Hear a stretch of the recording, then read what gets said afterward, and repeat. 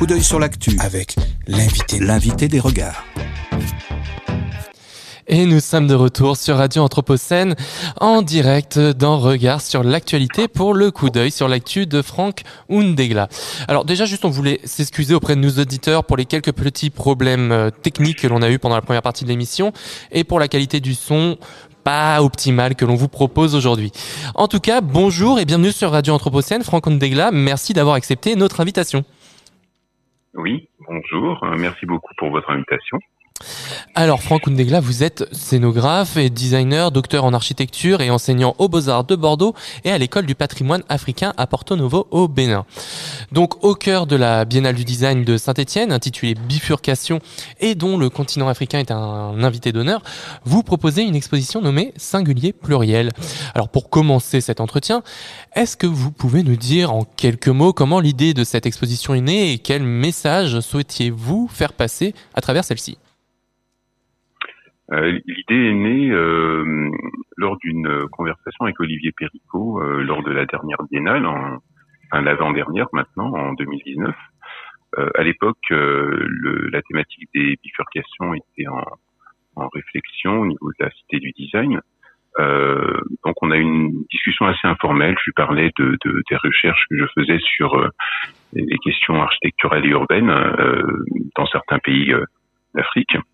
Et quelques temps plus tard, il m'a rappelé pour me dire que la thématique était celle des bifurcations et si je pouvais faire une proposition sur ce que je pouvais imaginer, ce que je pouvais connaître de situations de bifurcation dans le champ du design sur le continent africain.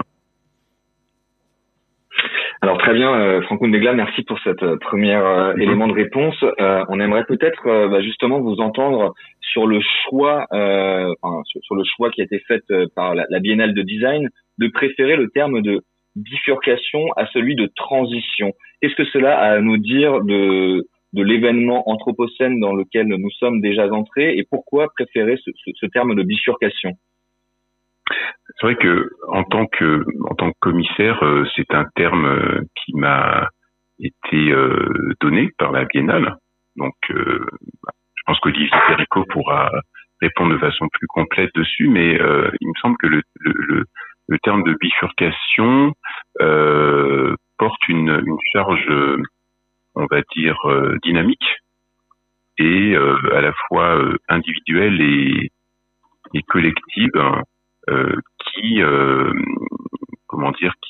peut faire sens, et de plus il est moins utilisé aujourd'hui que le terme de transition, donc je pense que ça permet de mieux identifier aussi l'événement et la thématique, même si les deux termes ne sont pas équivalents bien sûr.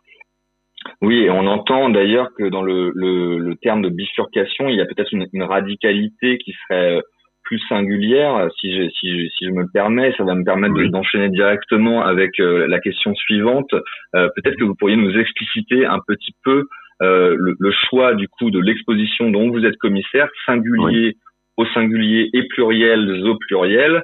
Y a-t-il une évocation indirecte à l'œuvre du philosophe Jean-Luc Nancy, un hommage peut-être? Est-ce que vous pourriez nous préciser le choix de ce titre d'exposition? C'est vrai que j'avais pas pensé comme un hommage à Jean-Luc Nancy. C'est intéressant merci de votre remarque. Singulier pluriel, ça m'est venu parce que je me disais que les projets que j'ai retenus, je viendrai après sur ces projets, sur la nature des projets. Les projets que j'ai retenus montraient à la fois des dynamiques individuelles et des destinations collectives. Donc pour moi, c'était une façon d'exprimer cette dynamique entre des positions individuelles et une production qui vise le collectif. Et également de parler de la diversité des Afriques dont j'allais relayer les initiatives. Donc pour moi, c'est une façon d'associer, on va dire, la particularité des projets et leur nombre. Voilà, c'est aussi une question de conjugaison, une façon d'évoquer la conjugaison. Parce que pour moi, une des questions qui m'intéresse, c'est la façon dont des projets autonomes, quand ils portent des valeurs communes, peuvent se conjuguer pour finalement adapter ou transformer de façon plus globale des systèmes. C'est singulier pluriel, c'est une question de conjugaison, c'est aussi une question de masculin et de féminin. Très bien. Et alors en ce sens, est-ce que vous pourriez nous préciser peut-être un petit peu davantage justement ce que vous entendez par cette singularité, cette unité peut-être du continent africain et à la fois sa diversité, sa pluralité. Qu'est-ce qui se joue? Est-ce qu'on peut réussir à entendre finalement un message unitaire et intégral, je ne sais comment le formuler, d'une Afrique? Qu'aurait l'Afrique à nous dire, d'après vous, de l'Anthropocène, de ces bifurcations? Est-ce que vous pouvez un petit peu rentrer dans le détail de l'exposition, s'il vous plaît? Oui, déjà c'est une exposition qui est proposée dans le cadre d'une biennale de design, et l'idée que j'avais, c'était finalement de proposer une façon de rentrer dans les modes de conception, de production et les formes, les façons d'habiter contemporaines sur le continent africain dans sa diversité. C'est pour ça que le sous-titre parle des Afriques contemporaines et non pas de l'Afrique, puisque l'Afrique en tant que telle, c'est une notion qui est assez trop vaste et imprécise. Donc c'est une façon aussi de préciser qu'il y a différentes situations, différents environnements de vie. Et les projets qui sont présentés ne sont pas forcément des projets pensés comme des projets de design.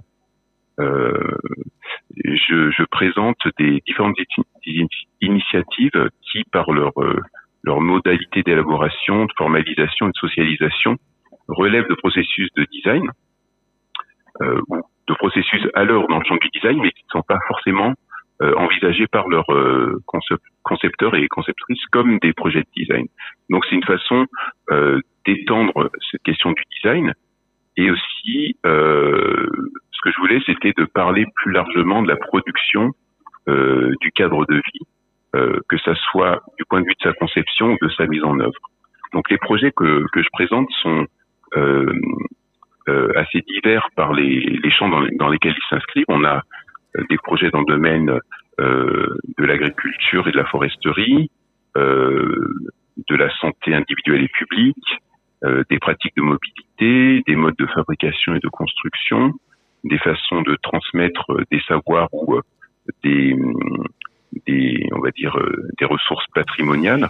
Donc finalement, il y a une volonté de présenter un ensemble de projets divers, mais qui partagent des valeurs communes qui sont déjà un engagement au service du collectif et des modes d'élaboration en réseau, puisque généralement, je présente plutôt des petites structures qui fonctionnent avec un ensemble qui mettent en réseau un ensemble de personnes qui ont des habiletés complémentaires. Donc c'est aussi une façon de repenser, de reparler de cette question justement de l'élaboration et de la production. Et justement, Franck Ndegla, comme vous le savez, on est sur Radio Anthropocène au sein de l'école urbaine de Lyon. Donc l'Anthropocène est vraiment une thématique qui nous tient à cœur, qu'on travaille tous les jours. Ouais. Et justement, je sais que vous aussi, vous êtes plutôt familier avec celle-ci. Et donc, ce qui nous intéresse, ce qui m'intéresserait aussi, c'est de comprendre en quoi pour vous, quel est le rôle du design dans cette période que l'on s'apprête à vivre, que l'on vit déjà, et quel est également, comment déjà vous définissiez, vous, le design, et comment l'Afrique, les Afriques peuvent amènent une vision particulière de l'Anthropocène, et comment les designs africains permettent de traiter aussi cette question différemment. Je pense que en regardant les projets et en discutant aussi avec les concepteurs, il y a des façons de faire qui sont assez partagées, on va dire dans le monde entier aujourd'hui, parce qu'il y a des réseaux d'influence, il y a un partage d'informations, et les questions d'Anthropocène, finalement, elles sont traitées différemment parce que les contextes sont différents, mais on peut voir des démarches assez similaires dans différents coins du monde. Et la question du design de l'Anthropocène le continent africain. Moi, je la vois vraiment du point de vue du lien entre les ressources, les mises en œuvre et la destination des projets. Par exemple, parmi les initiatives proposées, je vais donner juste un exemple. L'Afrique H, par exemple. Pour moi, c'est un exemple de projet bifurquant et qui parle aussi de l'anthropocène parce qu'il permet d'économiser du ciment quand on produit des parpaings, et le parpaing qui est produit nécessite moins d'eau, moins de matières premières. Comme il intègre de la terre crue, on va dire, il est rempli de terre crue, il permet aussi d'utiliser une ressource disponible ultra localement et d'embarquer ses qualités, on va dire, d'isolation thermique dans le bâti. Et donc, on va dire que c'est vraiment le dessin de l'élément qui finalement va permettre de questionner l'utilisation des ressources. Et de plus, sur le continent africain, on remarque qu'il y a des façons d'habiter qui étaient considérées jusqu'à présent comme des contre-performances. Et c'est assez paradoxal. Par exemple, dans certains villages, on utilise encore la terre crue pour construire.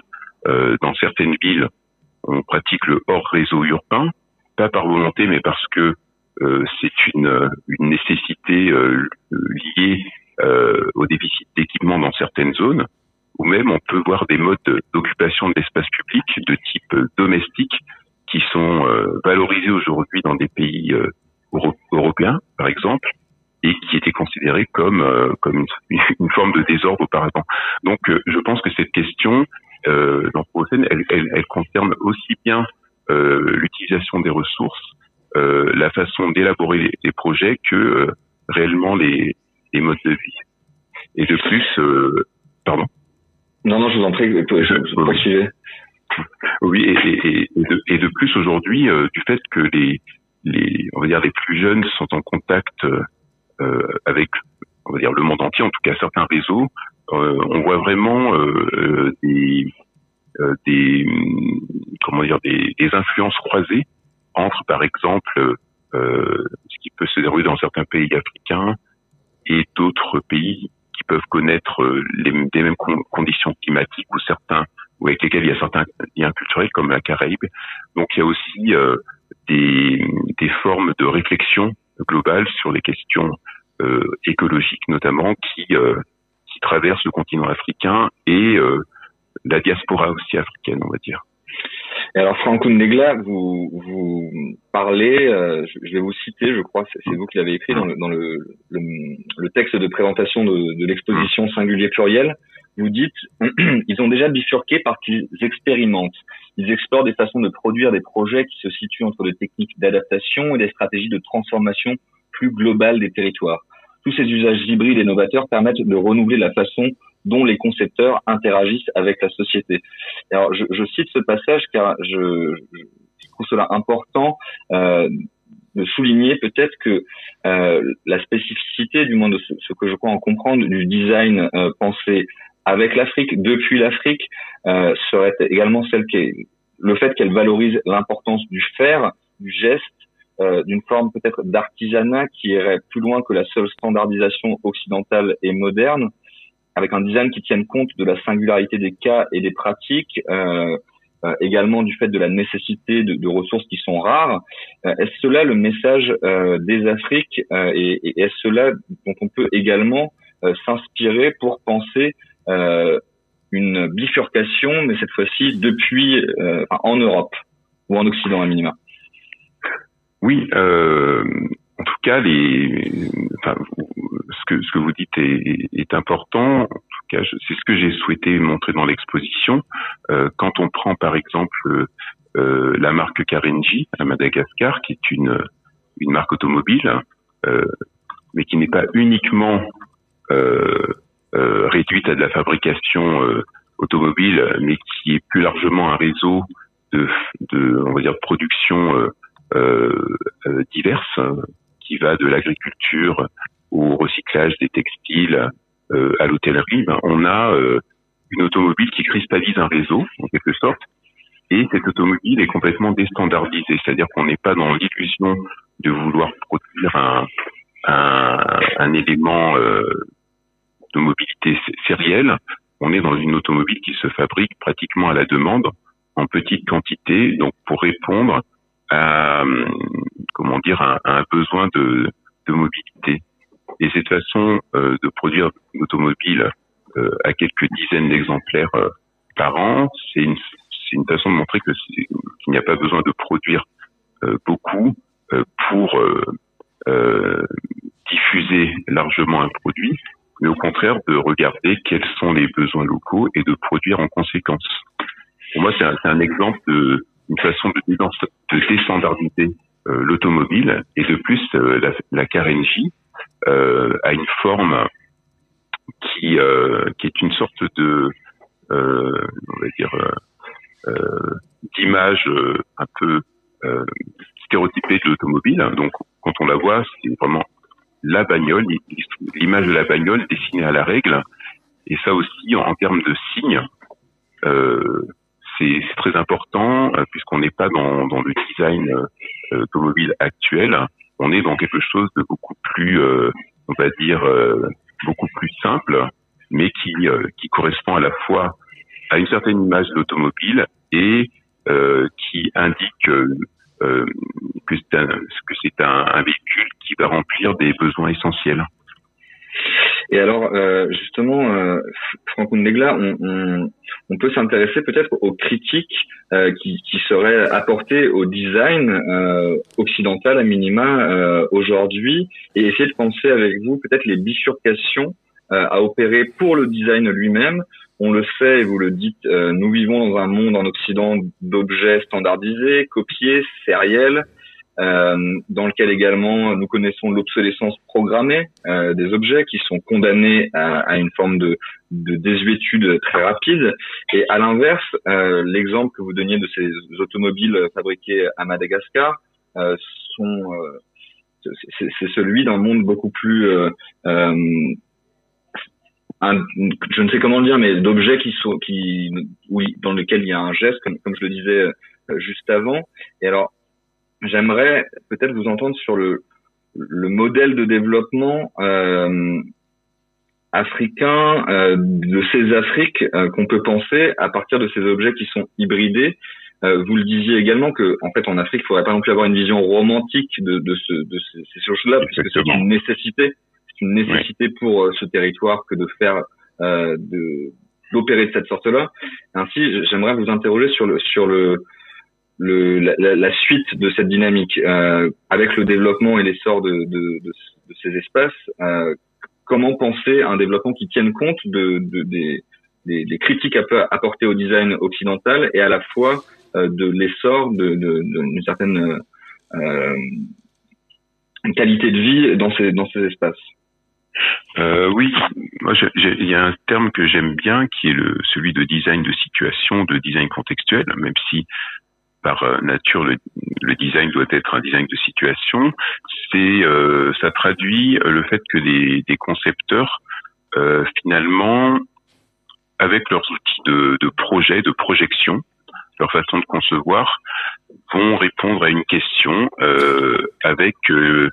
en faisant leur marché sur ce qui est disponible en quelque sorte. C'est-à-dire, par exemple, si on regarde le travail de Cheikh Diallo au Mali ou de Nifemi Marcus Bello au Nigeria, ce sont des designers qui ont étudié en Europe et qui ont fait le choix de se réinstaller dans leur pays d'origine. Par exemple, Nifemi Marcus Bello, qui est designer industriel de formation, s'est dit comment je vais faire du design industriel à Lagos. Finalement, il n'a pas fait du design industriel en tant que tel, mais il a repéré dans un peu l'écosystème productif de la ville des entreprises qui manipulaient certaines techniques et il s'est en quelque sorte inscrit dans leur chaîne de production pour réaliser des objets. Et donc en termes de démarche, c'est intéressant puisque le designer ne se dit pas je vais produire un outil de plus pour produire, mais plutôt je vais développer une forme d'empathie envers mon environnement et voir où je peux agir pour finalement trouver ma place. Donc pour moi, ça c'est important, le fait de déjà de trouver sa place en tant que concepteur dans un contexte précis, et ensuite il y a le fait de finalement répondre à des questions posées par la société. C'est ce qu'on a vu par exemple avec la réflexion de designers sur la production de lave-mains. Donc on en présente un dans l'exposition, mais il y en a eu aussi d'autres sur le continent africain. Donc ces objets-là répondent à une question précise et finalement peuvent être produits en un exemplaire ou 2 exemplaires, ou peuvent se diffuser plus largement s'il y a une nécessité. Et c'est une approche de la conception moi qui m'intéresse, parce que finalement elle montre qu'il faut situer son action pour qu'elle soit réellement efficiente à un niveau très précis de cette chaîne entre conception, production et socialisation des projets. Et alors justement, Franck Houndegla, puisque le temps passe hélas trop vite et qu'on aimerait discuter pendant des heures de tous ces questionnements, mais peut-être vous interroger sur la réception de ces questions au sein du continent africain lui-même. Vous parlez de design situationnel, contextuel, de production par demande. Comment ces thématiques sont-elles reçues dans ces Afriques dont vous parlez? Est-ce qu'il y a une volonté, par exemple, de faire voyager cette exposition sur le continent africain lui-même? Comment vous, qui vivez, je ne sais pas si vous vivez uniquement en France ou si vous avez l'occasion de voyager également sur le continent africain, mais quelle réception au pluriel peut-il y avoir de cette singularité plurielle dont vous faites la démonstration? Oui, ça c'est une question. Merci pour cette question. Je vis en France principalement. Je travaille souvent à l'étranger, dans d'autres pays européens, mais aussi au Moyen-Orient, en Afrique du Nord et très souvent en Afrique subsaharienne, que ce soit l'Afrique de l'Ouest central ou de l'Est. Et par exemple, une discipline importante dans ma pratique professionnelle, c'est la scénographie. Quand j'ai commencé à travailler sur des projets scénographiques sur le continent africain, j'ai vu que les concepts et les outils que j'avais appris ici en France finalement devaient être repensés, et que l'illusion, par exemple, de produire certains types d'expositions ou de certains types de musées finalement se confronter à la réalité qui est certaines formes de fréquentation des équipements culturels, le développement de certains métiers très précis liés à la production d'expositions. Et finalement, je me suis aperçu que le fait de travailler avec des destinataires, des projets, mais aussi avec les producteurs comme les artisans, permettait de repenser cette question de l'exposition. Dans l'exposition singulier pluriel, on présente par exemple les banques culturelles, qui pour moi est un projet assez révélateur de l'exposition. Donc les banques culturelles, c'est un modèle original de sauvegarde des objets culturels qui est né au Mali, au pays d'Ogon, et c'est une institution de proximité qui regroupe un musée villageois, une caisse de microcrédit et un centre de formation. Et le principe, c'est que les populations locales, au lieu d'être tentées de vendre des objets à des collectionneurs, par exemple, les conservent dans leur village et en échange obtiennent un financement de leur projet et une formation aussi pour le développement de ces activités socio-économiques. Et là, on a l'invention d'une forme, on va dire, qui n'est ni muséale, ni financière, mais intermédiaire, qui est complètement adaptée à un contexte et qui répond à une question précise, qui est celle du trafic des biens culturels et également celle du développement socio-économique des villages. Pour moi, c'est une façon de se dire finalement, pas besoin de construire de musée, mais imaginons une forme qui puisse correspondre à un besoin et qui d'ailleurs aujourd'hui est diffusé en dehors du Mali et même en France, puisqu'il y a des projets de création de banques culturelles dans le nord de la France aujourd'hui. Alors, on l'entend, Franck Ndegla, l'importance de la scénographie, de la capacité aussi à communiquer notre travail sur ces questions anthropocènes. Et justement, on voulait revenir un petit peu, pour conclure, parce qu'il nous reste très peu de temps, sur, vous l'avez sûrement appris, la fermeture annoncée de l'école urbaine de Lyon par l'Agence nationale de la recherche, pour justement des questions peut-être de définition de ce qu'est la science et de ce qu'est la diffusion de la science. Et donc peut-être revenir avec vous sur cette importance de cette médiation, de cette diffusion, de cette capacité à parler à d'autres publics et même à l'ensemble de la communauté scientifique à travers de la scénographie, et aussi cette capacité à travailler en transdisciplinarité avec plein de disciplines différentes. Quel mot vous pouvez nous apporter à ce sujet-là? Si je parle simplement du domaine de l'exposition et par exemple de cette exposition-là, singulier pluriel, donc je pense que le fait d'avoir eu la chance de mener un travail de thèse qui m'a permis d'être en contact avec des personnes de disciplines différentes, a nourri aussi le projet parce que elle m'a montré le lien entre des questions, par exemple esthétiques, économiques, urbaines, etc.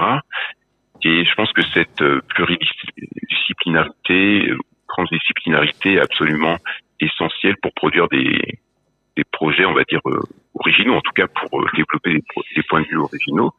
Et en tant qu'enseignant à Bordeaux, c'est aussi des choses que l'on défend avec mes collègues et la direction pédagogique de l'école. Ça c'est très important.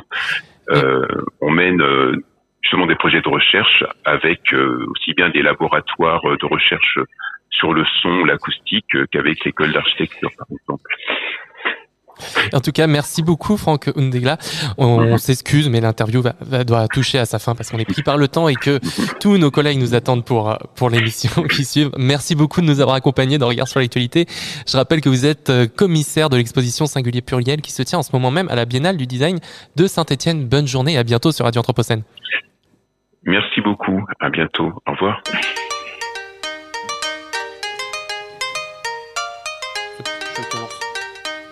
Regard sur l'actu. Regard Anthropocène.